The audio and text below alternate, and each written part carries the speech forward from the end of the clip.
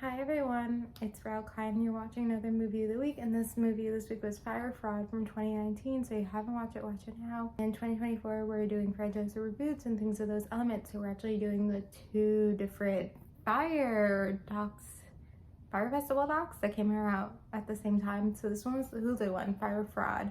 So if you haven't watched it, watch it first and make sure you watch the Hulu one. I talked about it a little bit in my last movie of the week, but I watched both of the documentaries kind of back to back my first time, and really I think that's probably what inspired that for movie of the week this year. What am I saying? I really liked comparing the two, and it's crazy too because they were documentaries and I'm not like a huge documentary person. Actually a little bit more of a documentary now person than I was before because I work in film distribution, so we distribute documentaries, and I watch more documentaries working at this company than I had in my life, so but yeah, I wasn't a huge documentary person, but I really liked comparing the two, and I think that's so unique is two documentaries about like the same thing coming out at the same time, and like being able to compare the two. And actually in my original thinking of it, I actually like the Hulu version more, which is this version.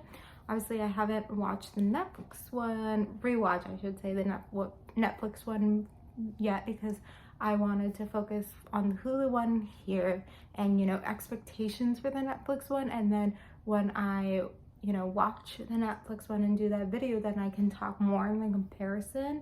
But I think I didn't want to have, I wanted to have two different reviews obviously, so that's why don't want to clog the brain and watch the Netflix one yet, kind of want to keep them separate. Something I did remember that this one has that the Netflix one didn't have is that Billy, the guy, was actually interviewed in this one. He wasn't interviewed in the second one, and so when I watched the second, I'm saying the first and the second. I'm just gonna do that. The first one is Hulu and the second one is Netflix, just because that's how I'm doing these videos, okay?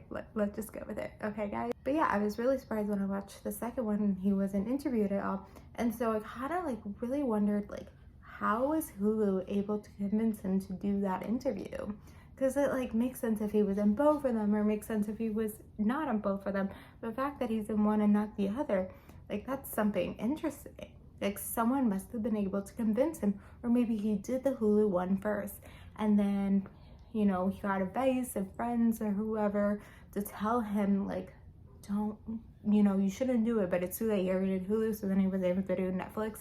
I don't know. I mean, with Hulu, he was, jumping around answers and everything, but obviously for them, it's such a goal to have it. But it's interesting too, because I did look on Letterboxd, and Letterboxd is not gonna be the most, it gives a general guess, but it's obviously not accurate, efficient data of like who's seen a movie, and so the numbers were really crazy. I thought they were going to be much closer together, but actually the Netflix movie, like, more people have seen, and I thought that was kind of interesting. Also in this one, they interviewed his girlfriend, and I don't know if I can't remember if she's interviewed in the second one.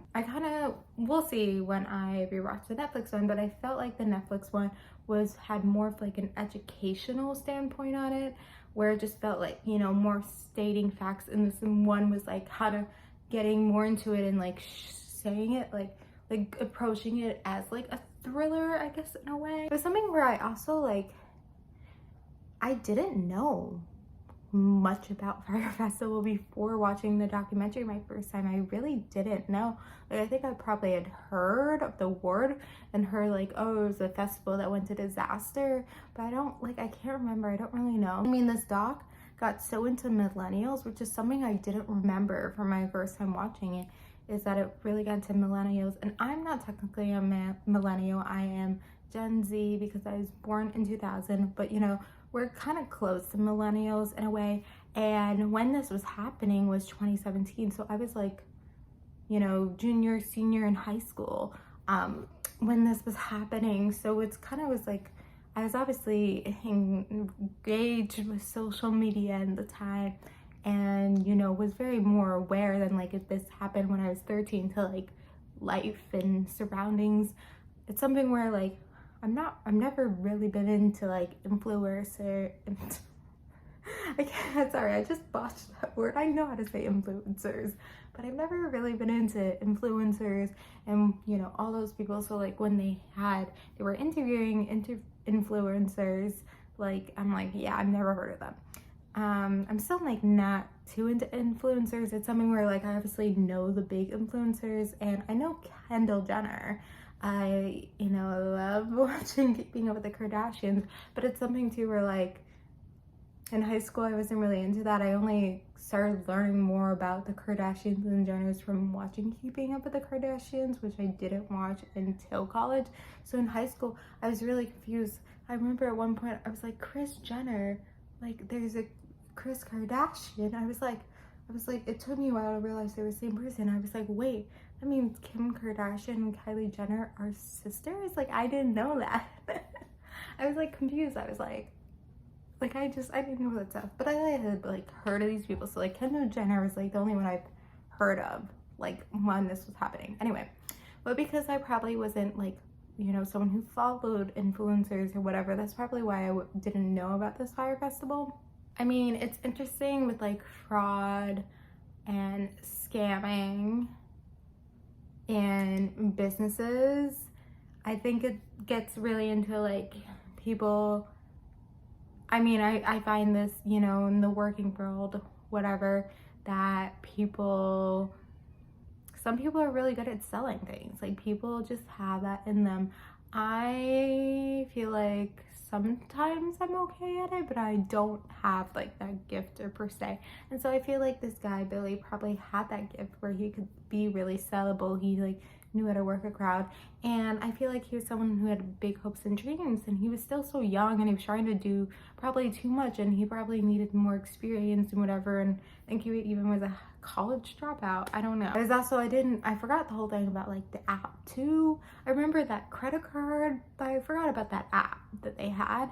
And so I feel like, you know, with an app like that, it makes sense to do a music festival, but you know, music festivals itself are like really crazy, and then to have everyone go to this island, it's just another level. So it's something where it's like, yeah, like a music festival would probably make sense with like what this app is, but like, can't you do something that's like close by where you don't have to worry about like transporting people, where people are gonna sleep, like all these things? But I think he wanted to do too much, and like as they kept bringing up the movie, like there wasn't enough time. Well, actually, I don't want to like give reasons why he did it and like make it seem like I feel bad for him, because I don't. Like you did this, but it's something where it's like I feel like in the end he had good intentions, like, you know, he wanted to do these good things, but he was a scammer, and I don't know, like he just I mean, I don't know, like I feel like the idea of wanting to do a film festival was probably, you know, a nice idea, but he was a scammer. He was, you know, he went around and do all these things, and he wanted to do much more than he was able to do, because that thing probably takes at least 2 years to plan, and he was trying to do it in 6 months. I don't know if this is too much to say, but I feel like his personality was a little bit psychotic, not a sociopath, because sociopaths know what they're doing is wrong. Psychotic people don't think what they're doing is wrong, but what he was doing was psychotic. I don't know, I feel like if I was a person who went to Fyre Festival, I would cry too. I don't know, I just think it's something where it's like, I feel like he was kind of let off. Like it's like he's lucky no one died. I think it's really sad because he, you know, stole so much money from these people, money from all these organizations, and didn't pay people for their work. And it's something where it's like, yeah, it's not, you know, when you're starting a business or doing whatever, you need investors. That's how it works. You need investors, but because you're gonna lose money before you make money. But it's something where it's like, there was no way to make money from this. You're just losing money. Anyway, I'm getting too much into like the politics of it all. Billy, don't come after me. I love planning things, and that's, you know, something at work I like to do is like plan events and figure out all the details and stuff, but it is something that is very stressful, and I think that's a part of me why I like it. because I'm like, you know, if there was an event planning at work and I wasn't involved, I would be like, what are the details? But it's something where it's not for everyone and it takes time and it's whatever. So anyway, this is a long video, so I'm gonna end it here, but obviously the other film we're doing is just Fyre from Netflix from 2019, with a Y if you're not getting that. So anyway, we're hopefully gonna compare more of the two, which I didn't do that much in this video. So thank you guys for watching. Comment your thoughts on Fyre Fraud and watch Fyre for next week. Thank you guys for watching. Like, comment, subscribe, and bye.